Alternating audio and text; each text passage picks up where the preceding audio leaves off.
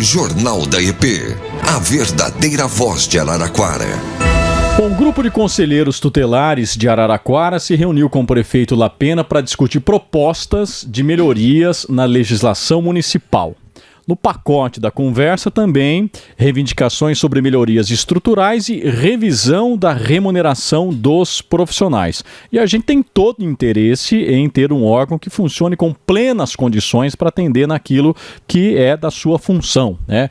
E falando em função, tem sempre muita confusão sobre o papel realmente do Conselho Tutelar.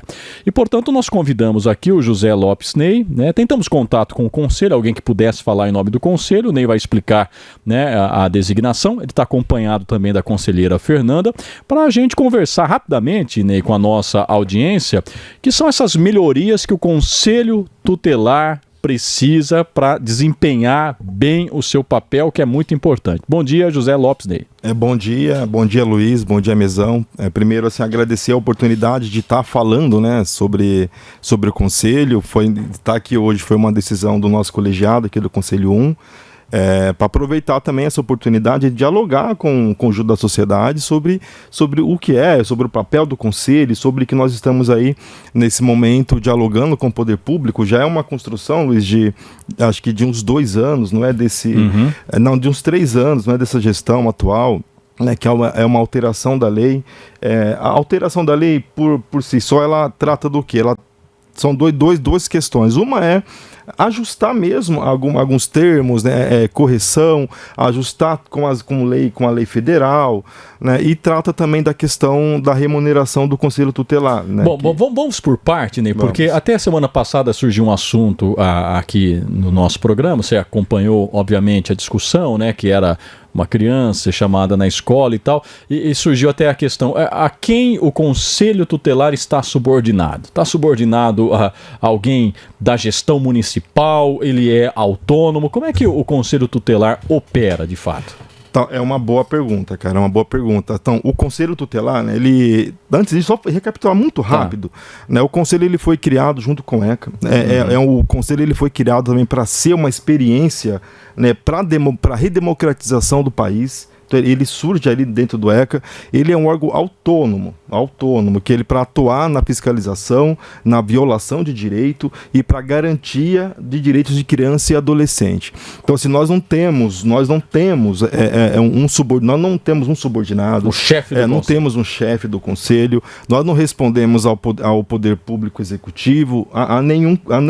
Claro, você tem as instâncias de fiscalização, como o Ministério Público, o Conselho de Direitos da Criança, mas nós somos um órgão autônomo no que diz respeito à nossa atuação enquanto conselheiro tutelar. Até porque não executa nada, não tem orçamento, não faz obras. Ele só acompanha na garantia de direitos. Para o nosso ouvinte entender, o que é acompanhar para garantia de direito? Que a gente fala, chama o conselho aqui que os 2 meninos estão brigando aqui na escola. Não é para isso. Não, assim, a gente costuma dizer que nós temos 2 conselhos tutelares. Um é o conselho que foi criado, que tem lá as suas normativas, a sua função na lei, né, o que tem que ser feito, como ele atua. E temos o conselho do senso comum, que é o conselho que a pessoa acha que ele deve fazer, que o conselho deve fazer. Né? Então, assim, e também entendemos que não é obrigação do conjunto da sociedade saber, né, qual é a atribuição do conselho, o que diz no ECA, mas esse é um trabalho nosso da rede de tentar levar essa discussão. Sim, né, dependendo da ação, nós temos o Sistema de Garantia de Direito, né, que é o SGD, e nele está inserido o conselho, educação, saúde, polícia, todo o conjunto do serviço público para desenvolver e atuar com a criança ou adolescente. Então pode haver a situação e ação que envolva a criança e adolescente que não seja atribuição do Conselho Tutelar. Sabe, que nós acompanhamos muitas vezes, acionamos o conselho falou que não iria. A polícia acionou o conselho falou que não iria, porque dependendo da ação... Dá um exemplo de uma ação para a gente entender. Um exemplo, um adolescente infrator. Cometeu um ato infracional, a polícia está com ele na delegacia, acionou a família. Então, quando a polícia está com esse adolescente, toda a atribuição do andamento daquele caso é exclusivamente da polícia. O conselho não precisa ir. Não precisa ir. O conselho, aí que está. Né? O conselho, se ele não for para o sistema, né, da Fundação Casa, ou outro, e for para a família, a polícia tem que referenciar a família, pesquisar onde está a família, se a família quer buscar a família, levar o adolescente, o conselho não entra nessa primeira parte em momento nenhum. Mas se o delegado entende que a família também oferece risco para aquele adolescente, aí sim aciona o conselho para o conselho aplicar a medida de proteção. Então, quando falar o conselho não vai, porque a atribuição inicial, que, quando é apresentada, não é atribuição do conselho. Quer dizer, a família não apresenta sinais de que ela viole os direitos das crianças, então a polícia pode encaminhar o caso com a família, notificar a família sem a presença do conselho. Os dois garotos brigaram na escola. Ou a escola detecta uma possível situação de violência com a criança. O conselho age? Sim, aí sim a gente age. Mas como, né? Como? Só tem assim, se os dois adolescentes brigar, tem uma confusão na escola com os adolescentes. Primeiro, a escola tem as ações administrativas que elas têm que adotar. Tá? Dialogar com a família, dialogar, né, com os adolescentes, dialogar com a rede de proteção do território, seja o CRAS, dialogar com o CREAS ou com a saúde, para pensar ações para que aquela situação não aconteça novamente e que os adolescentes ali tenham também seus direitos respeitados, quem agrediu, quem não agrediu, né, encaminhar para a saúde, para acompanhamento psicológico que for necessário. Aí quando toda a articulação da unidade e junto com a rede do território não há avanço, aí sim você aciona um conselho. Aí o conselho vai atuar para dialogar com a família, para requisitar algum tipo de serviço, referenciar para que seja atendido por outros equipamentos do município. Quer dizer, então, assim, para o cidadão, o conselho não é o primeiro órgão a ser acionado em quase nenhuma situação, de flagrante, né? Não é o conselho que tem que ser chamado para alguma situação. E as escolas sabem disso, por exemplo? Você falou assim, a população não é obrigada a saber, mas eu imagino que as escolas, o pessoal que trabalha nesse setor, que lida com muita gente, tenha que saber. Você percebe um certo desconhecimento também? Eu não digo desconhecimento, assim. Nós temos no município 2 protocolos para atuar em casos de violência. Né? Temos um protocolo que trata da questão da violência no âmbito do município geral, que é um protocolo muito bom, foi construído durante 3 ou 4 anos, durante a pandemia, e chegou no resultado final, se encontra na internet. A educação utiliza um protocolo também, né, para poder atuar nesses casos de evasão escolar, de violência ou de constatação da violência. Eu não digo que seja desconhecimento, que a gente até nós dialogamos muito com a educação, mas em alguns casos, como não somente no serviço público, muitos dos trabalhadores, quando vão iniciar o trabalho, não são formados para atuar, quando acontecer isso, o que você deve fazer. Então aí entra mais essa questão do diálogo. Nós do Conselho tentamos muito, assim, dentro das limitações que nós temos, que nós atuamos em 2 conselhos numa cidade como Araraquara, que já comportaria um 3º conselho. Quantos conselheiros tem hoje em Araraquara? Nós temos 2 conselhos tutelares, são 10 conselheiros. 10 conselheiros. 5 em cada. 5 em cada. Agora, houve um tempo em que essa função era voluntária. E de um tempo para cá, acho que uns 15 anos, 20 anos talvez, se estabeleceu uma remuneração. O que dá margem, claro, para todo tipo de questionamento, tal como o vereador, né? A população fala, o vereador ganha muito, tal. O conselheiro tutelar ganha muito em Araraquara? Não ganha muito, mas assim, é importante dizer também, Luiz, que o conselheiro tutelar, ele assim, de NOECA, nós temos tem uma tríplice. Quem garante e protege a criança e adolescente é o Estado, a família e a comunidade.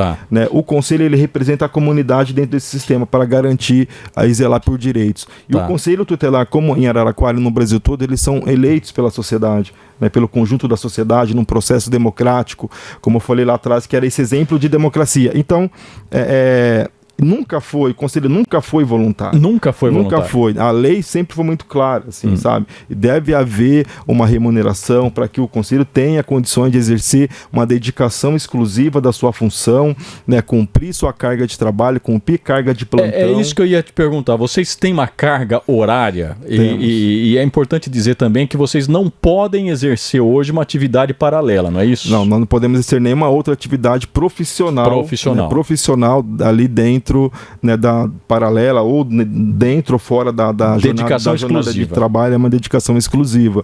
Isso sim, claro, você pode exercer outra militância, outras ações, claro, mas não que seja uma ação remunerada, uma ação profissional com vínculo trabalhista. E qual é o salário hoje do conselheiro tutelar? Hoje na lei está em R$ 3.200 o salário. R$ 3.200. Bom, e aí a gente chega aqui na nossa pauta, enfim, que é a lista de reivindicações que vocês foram dialogar com o prefeito de Araraquara, que passa pela revisão da remuneração dos conselheiros. O fator histórico é importante antes de entrar nesse assunto, porque eu, com meus 54 anos de jornalismo, eu vi um momento que, por exemplo, como é que funcionava a questão do menor?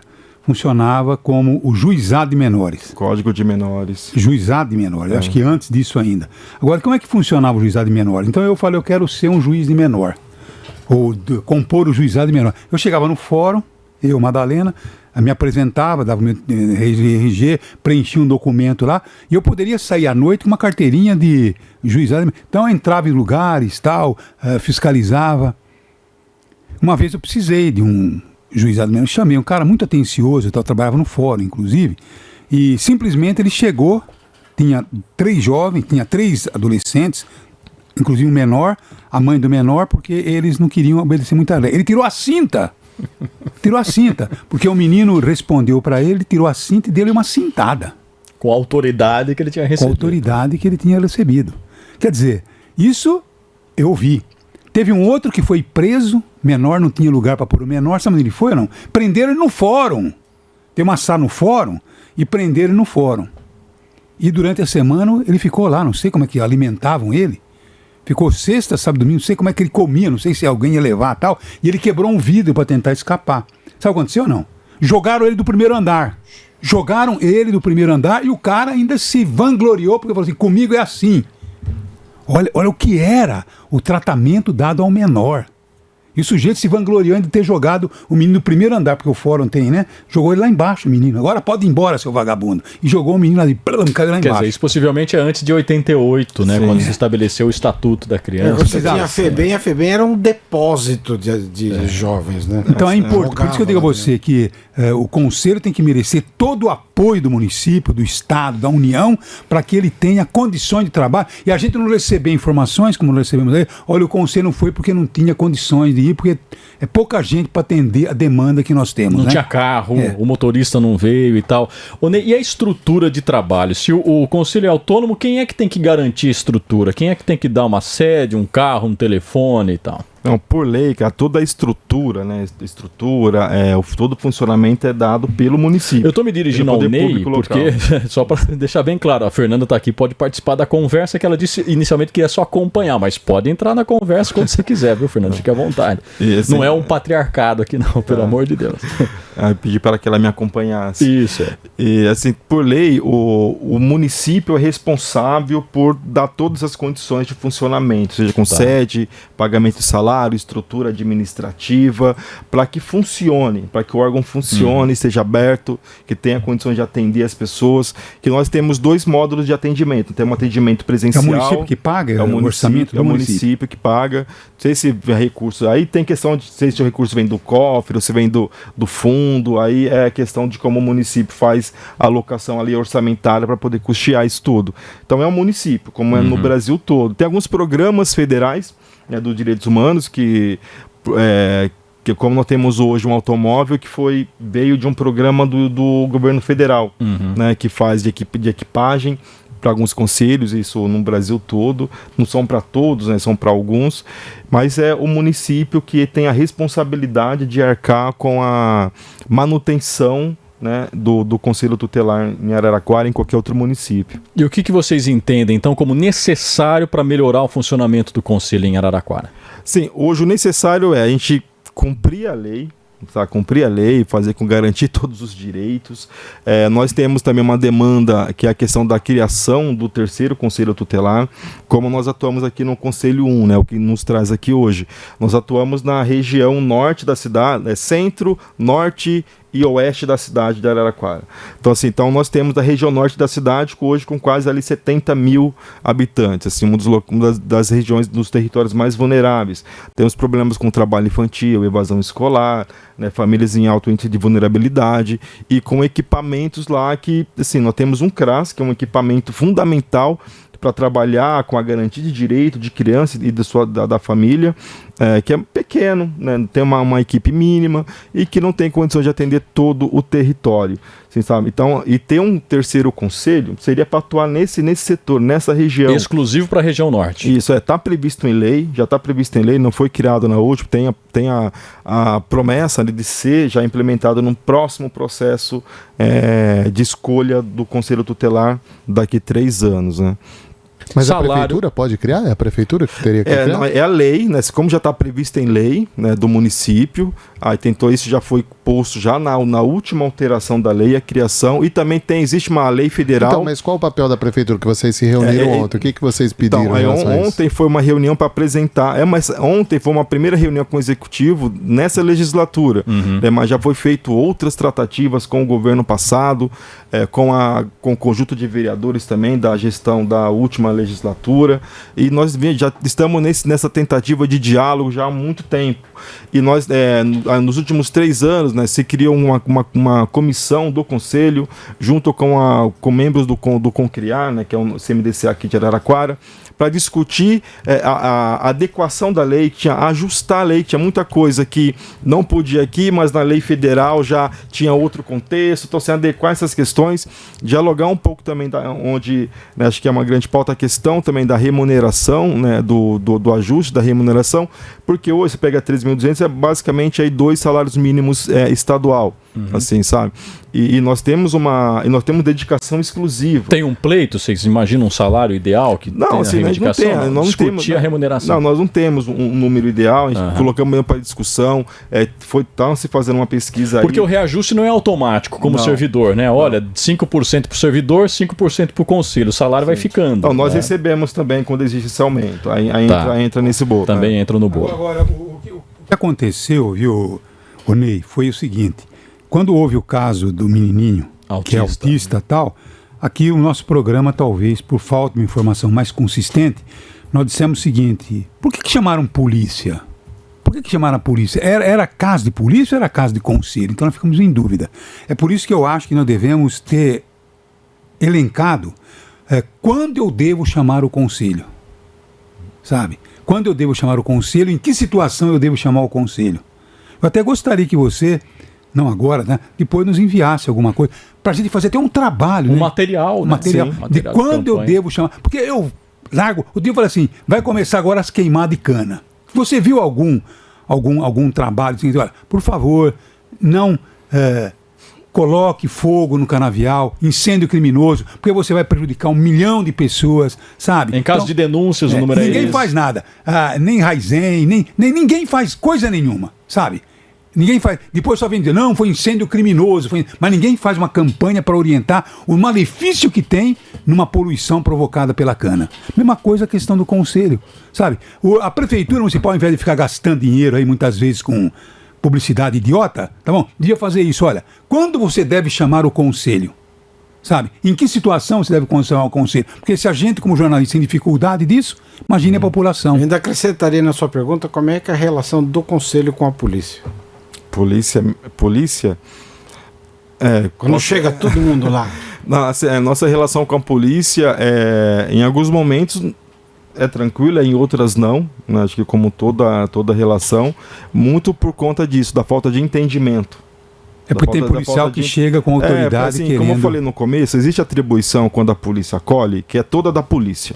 O conselho não precisa participar. Não precisa acionar o conselho, porque o conselho, gente, ele só vai atuar quando a criança de fato está com o direito violado e precisa ser aplicado uma medida de proteção. Porque o conselho, nós não desenvolvemos nenhum tipo de serviço, o nosso trabalho é fiscalizar, identificar a violação de direito e requisitar para o serviço público a atuação para que aquele direito não seja mais violado. Falta de vaga em creche é um assunto que o conselho recebe e pode atuar? Não, isso nós recebemos, e essa época do ano nós recebemos muita Muita. Nisso mesmo. o conselho pode ser acionado. Sim. Aí, quando a família, quando ela. É porque é o direito violado. Sim. É um direito violado.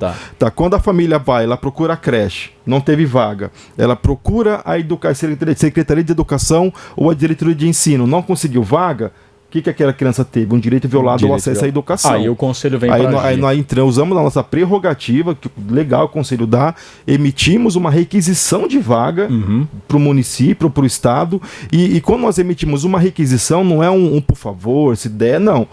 Aí constatamos que a criança teve um direito violado, está sem acesso à escola e aquela vaga tem que ser cedida. Não temos vaga. Aí o problema não é da criança. Aí o problema não é da criança. Para fechar, então, Ney, o assunto é bom, né? Mas qual que é o tipo de violação mais comum hoje em Araraquara que o conselho atende? É muito sazonal, você sabe. É muito assim, nós temos essa primeira parte do ano, janeiro, fevereiro e março. Começa em dezembro, janeiro, fevereiro e março, escola. E creche. Escola e creche, que nós temos da região norte da cidade uma alta demanda e pouca vaga. Então, assim, a educação, nós conseguimos manter um bom diálogo com a educação, tanto do estado como do município, para garantir ali as vagas das crianças e dos adolescentes. Nesse momento é isso. Aí entra depois umas outras, cara, violência, né? Violência abusos psicológica, dentro de casa. Abuso, sim. Não tem um número, é mais esse do que esse. Geralmente está tudo ali muito numa paridade. Mas nesse início, na primeira parte do ano, a educação é o grande. E o conselho tem conseguido receber resposta da rede municipal e da rede estadual frente a essas violações? Nós recebemos, assim, claro, não no tempo e no prazo desejado, mas nós recebemos sim a sessão de vaga. Não tem caso grave de criança fora da escola em Araraquara? Nós já tivemos alguns casos casos que nós já atendemos de criança que com 8 anos de idade nunca frequentou unidade escolar. Aí a família também é responsabilizada. Aliás, a família, eu vejo até muito atrito, né, de quando tem alguma denúncia de que a família não está tratando bem do menor, o conselho chega e é peitado, né? Agora, eu queria saber da Fernanda. Fernanda, a mulher sofre maiores consequências nesse caso ou não? Porque quando chega o homem, chega o Ney fortão, né? Então, o pessoal dá uma... Agora, quando chega a mulher, como é que faz, hein? Sim, é a vulnerabilidade, né? Tem um exemplo, eu estava com um motorista descendo para um atendimento na região norte, e aí tinha uma criança vendendo as balinhas no sinal. E aí eu parei para conversar, porque a gente aborda, tenta entender a situação, depois dá os encaminhamentos, né? E aí veio um cara e ele falou assim, o que você tá fazendo aqui? Todo violento. Eu falei assim, olha, o senhor me respeita, sou conselheira tutelar, sou autoridade aqui e eu não tô gostando da sua tratativa. E aí ele continuou, mas a gente tem um motorista que é um homem, né? Aí o motorista desceu do carro e foi me defender, porque ele estava extremamente alterado, vindo pra cima, violência verbal, violência física, e eu, né, graças a Deus eu estava acompanhada do motorista, mas a gente sofre bastante. Porque eu imagino, porque a pessoa fala, por que ele não tem o direito de trabalhar, né? Sim, é o direito que ele tem de trabalhar, porque, sabe, vocês preferem que ele vai ser bandido do que trabalhar, tem esses argumentos. Isso, né? É uma violação de direito, uma criança vender balinha? Isso é exploração, trabalho infantil, né? E hoje nós temos... Se for para ela, o pai dela... A mesma situação. A situação é a mesma. A mesma situação. E assim, hoje nós temos um número muito pequeno de crianças vendendo balinha. Hoje a cooptação para o trabalho infantil está muito envolvida hoje no comércio de drogas, não na balinha, assim, sabe? Então, assim, a gente tenta discutir muito a questão. Hoje é um grande problema. A balinha seria hoje um problema menor. Menor, assim, porque é um número muito pequeno. Temos uma outra aqui, mas nas periferias da cidade nós temos um problema que está se tornando... E aí é um caso de polícia. Se eu constatar, talvez visualmente, tem uma criança servindo ao tráfico, eu aviso a polícia? São duas situações, né? Porque a comunidade não costuma denunciar, né? Você sabe como porque é que é, né? Assim, porque a gente... Eu moro ali... aquilo que nós falamos, né? A gente acha o que deve ser feito. Né? Assim, quando a gente trata de trabalho infantil, especialmente na questão do comércio de drogas, nós temos duas questões, né? E tem uma ambiguidade jurídica também. Nós temos tratados internacionais que tratam o trabalho infantil como uma das piores, o trabalho infantil dentro do comércio de drogas, das piores práticas do trabalho infantil, mais perverso, porque você está em risco com a segurança junto com o Estado, com a repressão do Estado e também das organizações que atuam com isso. Para garantir direito, ele está tendo um direito violado. Então, o conselho e o sistema de garantia vai atuar para que ele saia da rua, porque ele está sendo explorado para o trabalho infantil, para que ele tenha, isso coloca ele fora da escola, muitos desses meninos também são arrimo de família, então você passa para a rede para estruturar aquele menino e também sua família. Já a lei trata como um jovem infrator. Então, assim, nós temos tratados e leis que falam que é a pior prática do trabalho infantil e a outra é apenas como um jovem infrator. E nós temos números aí imensos de crianças e adolescentes que estão nessa situação, muitos sem referência, a gente não sabe, a gente tem o visual, mas poucos que nós conseguimos trabalhar, como no conselho mesmo, nós conseguimos trabalhar com alguns meninos, conseguimos tirar eles da rua, inseri-los em políticas públicas do município, que foram fundamentais para que eles tivessem vivência e conhecessem outras possibilidades e saíssem dali, conseguissem uma bolsa, voltar para a escola e conhecer outras possibilidades de mundo, assim, sabe? Então, podem ligar para o conselho quando observar isso e souber quem isso eu falo na questão da garantia de direito, da proteção. Muito obrigado. E o Luquinha, vai entrar em contato com o Ney, Luquinha? Só para um relatório de quando você deve chamar o conselho e a gente divulgar aqui, até com um ênfase maior, porque assim evita qualquer tipo de... Chama a polícia ou chama o conselho? Eu acho até que houve uma cartilha recente que foi desenvolvida, não me lembro se foi por você ou se foi pelo conselho. A gente conversou um tempo atrás sobre uma cartilha a esse respeito. Essa cartilha foi de fora do conselho, mas fala do conselho, fala dos direitos da criança. A gente tem uma série de revistas de um grupo que eu atuo, a gente fala sobre direitos humanos, então nós temos a questão é verdade. do trabalho infantil. Bem rápido. Então você acredita que na próxima eleição, ao invés de 10, vão ser eleitos 15 conselheiros? 15. Na verdade, nós gostaríamos que já fosse já, né? Mas vai ficar para a próxima eleição. Vai ficar para a próxima, mas também poderia ficar nessa. Aí mesmo é questão de vontade. Mandato de 4 anos, né? 4 anos. O que foi reajustado na última alteração federal, né, que era de 3, foi para 4, e também o que alterou também foi a questão da recondução, antes era 2, agora é a definida. Tipo, não tem limite de reeleição. Agora, vou fazer o seguinte, né? Para encerrar, algum ouvinte que esteja nos acompanhando e que tenha uma curiosidade, alguma pergunta que certamente o Ney e a Fernanda estão aqui para responder. Não sei se tem, né? Mas, Luquinha, deixa o telefone aí, 3311 3011. Se alguém, por exemplo, tiver alguma dúvida e quiser, tem aí 2 minutos para você telefonar e fazer a pergunta, né? Tem alguma perguntazinha aí, ô Luquinha? Nós recebemos aqui, o Lucas encaminhou para cá, né, Luquinha? São 2 questões que chegaram aqui, Ney e Fernanda. A primeira, acho que vocês responderam, mas podem talvez ser mais objetivos em relação à questão. Por gentileza, daria para perguntar ao conselheiro o porquê eles não fazem nada para retirar esses adolescentes que ficam nos semáforos vendendo doces? Uma questão que você já comentou. Por que não fazem nada? Eu não tenho encontrado, não. Me aponte, por favor, me aponte um local que tenha aí um. Talvez a pessoa tenha se deparado em algum momento, Madalena, e é uma imagem muito marcante, né? Mas eu não vi mais isso. E nós fazemos, sim, viu? Porque o que nós não podemos fazer é ir lá e tirar o adolescente, que nós não somos polícia. Vai pra casa, moleque, não pode. Nós não podemos fazer, ninguém pode com tirar... Com a cinta, não, ninguém pode. Hoje um adolescente com ECA, né, com a Constituição Federal, a criança e adolescente é um sujeito de direito, sabe? Se a gente falar, vamos, eu não quero, não vai, entendeu? Mas quando nós identificamos, nós referenciamos, nós pegamos nome da família e requisitamos serviço especializado para poder atuar, tanto na abordagem social na rua, como também para atuar com a família, para que ele não precise ficar na rua. Então nós fazemos sim, só que muitas das coisas que nós fazemos, né, não são públicas, são trâmites. Vocês não dão publicidade. É uma crítica até que se faz. Ao conselho tem que dar, mas é porque são casos. Nós não podemos, tem casos que não podemos falar, como o do menino que ocorreu. Nós não é uma pergunta tem ações que chegou sobre esse temas caso. Que nós mas não podemos você encontra muita gente, e quando eu falei aqui, se deu a cintada aqui na minha frente, eu fiquei até assustado e tal, né? Mas tem muita gente aqui, viu, que acha que é isso aí mesmo, sabe? Menor é tudo vagabundo, tem que largar o pau, tem que bater de ripa, é isso aí que eles acham que vai educar, né? Eles fizeram favor até a Guarda Mirim, fala contra a Guarda Mirim que você vai ver o que acontece. Olha, fizeram passeata, fizeram umas 30 passeatas contra Madalena. na minha vida de jornalista, sabe? Uma foi sobre esse assunto? Uma foi sobre, porque eu era contra guarda-mirim. Por que guarda-mirim tem que ficar empacotando nada? Guarda-mirim tem que ir pra escola. Sim. Mas ele vai na escola à tarde. Tem que ir na escola à tarde e de manhã. Não ficar empacotando de supermercado. À tarde jogar bola, à tarde fazer um curso de teatro, na escola, de música, na escola, exatamente. E ser criança, né? Ô, Ney, como é que você rebate aquela crítica? Tem mais uma pergunta da audiência que não é essa é minha. Aquela crítica de que o ECA ferrou tudo. Hoje o pai não pode dar uma palmada. Hoje a criança tem direitos. Como é que você rebate esse tipo de argumento?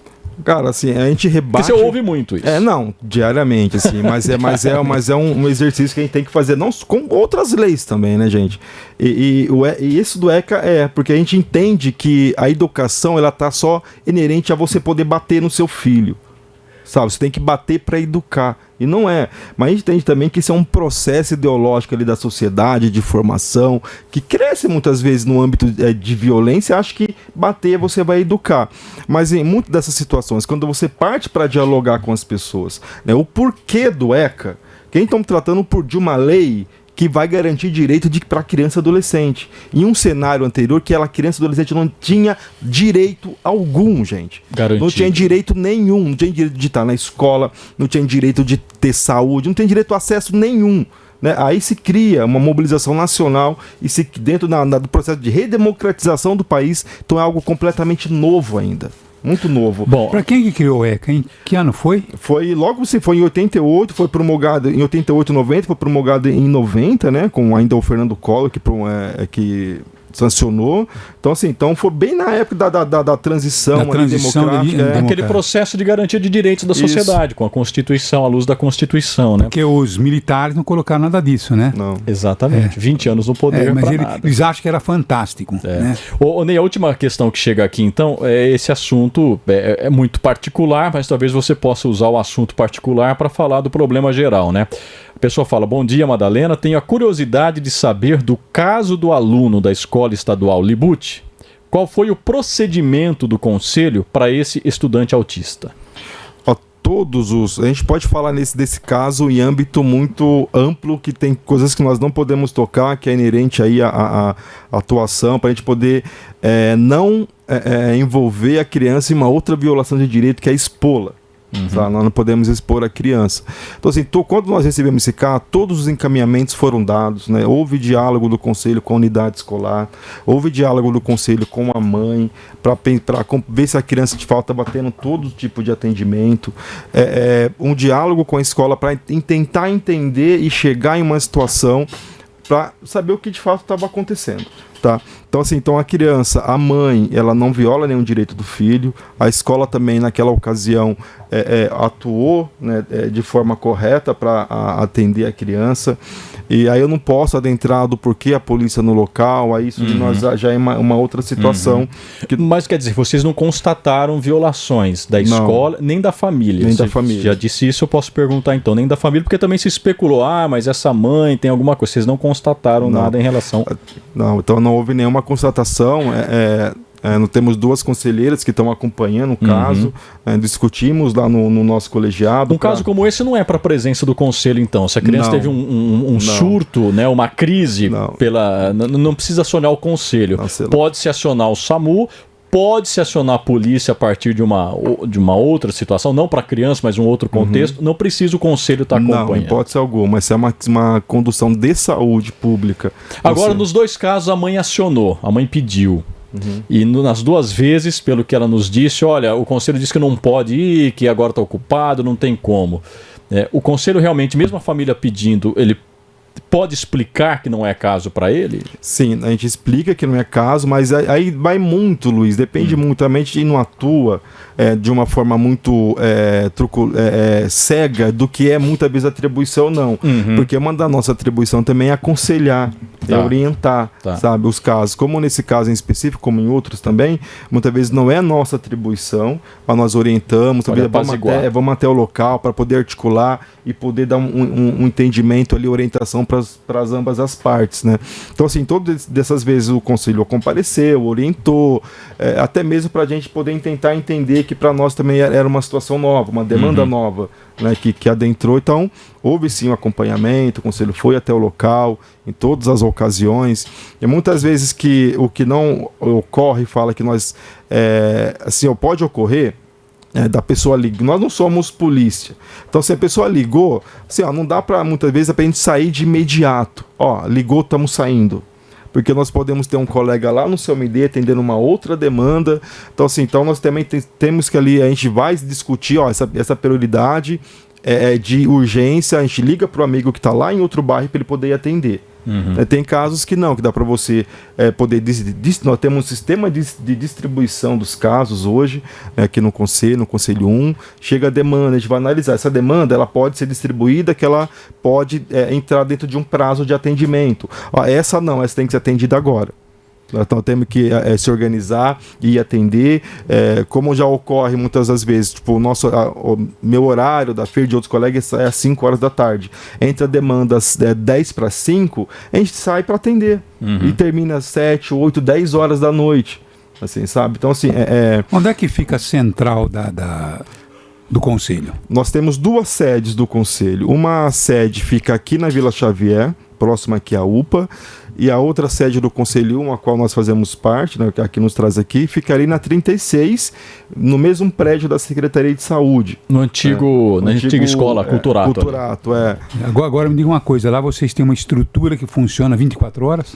Não, lá funciona horário comercial, né, das 8 da manhã às 6 da tarde, a sede. E a outra? Atendimento, as 2 sedes, no mesmo horário, e depois das 8, das 6 da tarde, a gente trabalha em escala de plantão. Aí é das 6 da tarde até as 8 da manhã do outro dia, o conselheiro. Então, muitas vezes a gente fala, até uma das reivindicações, até da questão salarial, né, para a gente discutir isso com o conjunto da sociedade, é isso, porque há dias, né, cada conselheiro em escala de plantão, ele entra às 8 da manhã e quando ele faz plantão, ele vai sair às 8 da manhã do outro dia. Então, ele trabalha na sede o dia inteiro das 8 às 6 e depois como é que eu sei que o conselheiro está de plantão? Como é que eu aciono? Aí você pode ligar no telefone fixo do plantão, ao mesmo telefone que você liga durante o dia, você pode ligar em qualquer período do dia. Que tem um recado lá. Não, o conselheiro vai atender. Encaminha a ligação. Então desvia a ligação para o conselheiro, o conselheiro que vai estar de plantão, ele vai porque perguntando, não há necessidade de ficar ali plantado ali. Plantão à distância. A tecnologia deu essa possibilidade de você transferir, né? Quando entra a demanda, nós acionamos quando é caso de deslocamento, acionamos o motorista e vamos atender a demanda. Aí eu posso só fazer uma adenda sobre isso, assim, durante a noite, junto com a polícia e o sistema de acolhimento, os únicos sistemas de garantia de direito que está funcionando é o conselho, polícia e o abrigo, sim. Sabe, não temos mais nenhum outro. A noite serviço. É mais para caso policial mesmo, né? Policial e demanda que o conselho precisa aplicar medida de proteção. Medida de proteção. Tá certo.